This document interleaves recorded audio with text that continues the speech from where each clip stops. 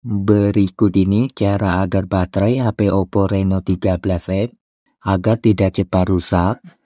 Kalau kalian ingin menjaga kesehatan baterai di HP kalian, langkah pertama silakan buka pengaturan. Setelah itu silakan gulir ke bawah. Kemudian kalian pilih bagian baterai.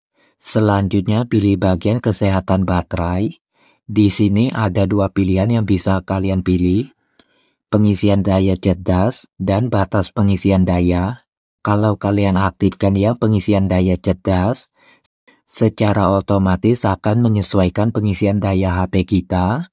Ketika mencapai 80% akan dihentikan, dan dia akan membaca pola pengisian daya di HP kita. Kalau yang batas pengisian daya ini kalian aktifkan, secara otomatis yang pertama akan dinonaktifkan. Jadi kalian tinggal pilih